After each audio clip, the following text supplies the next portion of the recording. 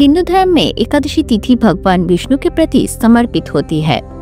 पुत्रदा एकादशी का नाम सुनकर आप समझ सकते हैं कि ये व्रत मुख्य रूप से संतान प्राप्ति के लिए होता है।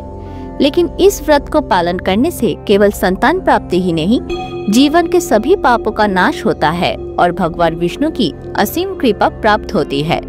इस एकादशी को वैकुंठ एकादशी भी कहा जाता है।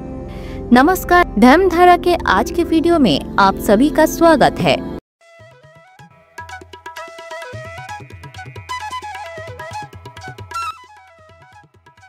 आइए जानते हैं 2025 के पहले एकादशी व्रत पुत्रदा एकादशी के व्रत कथा।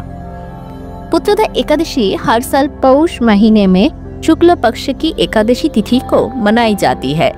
ये भगवान विष्णु की पूजा और संतान की कामना के लिए विशेष रूप से महत्वपूर्ण होती है। धार्मिक ग्रंथों में कहा गया है कि इस व्रत को करने से भक्त अपने जीवन के पापों से मुक्त हो जाते हैं और पुण्य की प्राप्ति होती है। इस व्रत के पीछे एक महान पौराणिक कथा है जिसे आज मैं आपको सुनाऊंगी। लेकिन उससे पहले आइए जानते हैं एकादशी व्रत के कुछ महत्व के बारे में। हिंदू धर्म में एकादशी वो तिथि है जब भगवान विष्णु की पूजा करके मन और शरीर को शुद्ध किया जाता है। इस दिन उपवास ही रहना और व्रत कथा का पाठ या श्रवण करना अत्यंत महत्वपूर्ण होता है। विशेष रूप से पुत्रदा एकादशी में भगवान विष्णु की कृपा प्राप्त करने के लिए निश्चित नियमों के अनुसार व्रत पालन किया जाता है। अब आइए सुनते हैं इस व्रत की पवित्र कथा। धर्मराज युधिष्ठिर ने भगवान श्री कृष्ण से पूछा, हे भगवान, पौष महीने की एकादशी व्रत के बारे में मुझे बताइए। इस दिन किस देवता की पूजा करना चाहिए और इसका सही तरीका क्या है? इस पर भगवान श्री कृष्ण ने उत्तर दिया, हे धर्मराज युधिष्ठिर, पौष महीने में उज्ज्वल शुक्ल पक्ष की एकादशी का नाम पुत्रदा एकादशी है। इसे उचित आचार व्यवहार के साथ पालन करना चाहिए। भगवान विष्णु की उपासना करनी चाहिए। इससे एक व्यक्ति गुणी, ज्ञानी और समृद्ध होता है।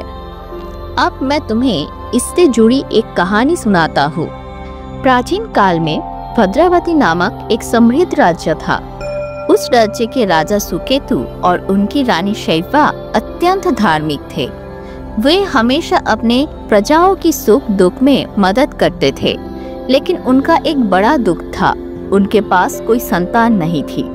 संतानहीनता के कारण राजा रानी हमेशा दुखी रहते थे। राजा और रानी अत्यंत समृद्ध होने के बावजूद संतोष नहीं पा रहे थे, क्योंकि उनके जीवन में संतान का अभाव था। कभी कभी राजा के मन में अपने प्राण त्याग देने का भी ख्याल आया, लेकिन फिर उन्होंने महसूस किया कि ये एक गंभीर पाप होगा, इसीलिए उन्होंने इस विचार को त्याग दिया। फिर एक दिन राजा बिना किसी को बताए जंगल की ओर निकल पड़े। घोड़े की पीठ पर बैठकर उन्होंने पक्षियों, पेड़ों और प्रकृति का निरीक्षण किया। कुछ समय बाद राजा को प्यास लग गई और वे पानी की तलाश करने लगे। उन्होंने कुछ समय बाद एक तालाब देखा।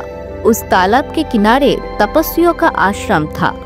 राजा अपने घोड़े से उतरकर उन तपस्वियों के पास गए और उन्हें प्रणाम किया।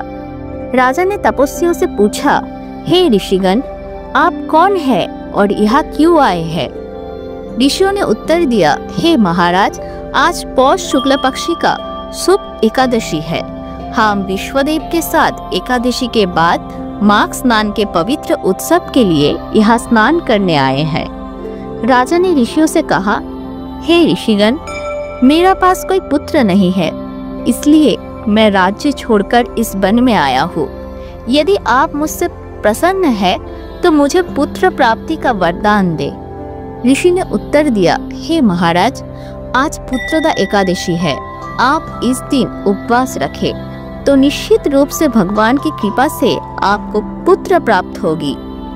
ऋषि के कहने पर राजा ने एकादशी का उपवास किया, द्वादशी को पारण किया, ऋषियों का सम्मान किया और अंत में अपने महल में लौट आए। कुछ समय बाद रानी गर्भवती हुई और 9 महीने बाद उन्होंने एक पुत्र का जन्म दिया, जो धीरे धीरे एक वीर, धनी, सफल और जनता का रक्षक बन गया। भगवान श्री कृष्ण ने कहा, हे महाराज, पुत्र प्राप्ति के लिए पुत्रदा एकादशी का उपवास रखना चाहिए। जो इस एकादशी के महिमा सुनते और पढ़ते हैं वे अपने जीवन में स्वर्गीय पुरस्कार प्राप्त करते हैं और अगले जन्म में मोक्ष प्राप्त करते हैं। पुत्रदा एकादशी पालन के लिए कुछ विशेष नियम है। सुबह स्नान करके स्वच्छ वस्त्र पहनिए। भगवान विष्णु की एक तस्वीर या मूर्ति के सामने दीपक जलाकर तुलसी पत्र अर्पित करें। पूरे दिन उपवास ही रहे। फल, दूध या पंचामृत लिया जा सकता है। व्रत के दिन कोई तामसिक काम न करे और हमेशा भगवान का नाम जप करे। पुत्रदा एकादशी के व्रत कथा का पाठ या श्रवण करे। अगले दिन द्वादशी तिथि को सूर्योदय के बाद उपवासी को समाप्त करे। पुत्रदा एकादशी व्रत केवल संतान की कामना के लिए नहीं बल्कि जीवन के पापों से मुक्त और आत्मिक उन्नति के लिए भी अत्यंत महत्वपूर्ण है। इस व्रत के पालन से भगवान विष्णु का आशीर्वाद प्राप्त होता है और जीवन के सभी बाधाएं समाप्त होती है। आज की वीडियो बस इतना ही। अगले वीडियो के लिए अभी हमारे चैनल को सब्सक्राइब कर लीजिए। धन्यवाद।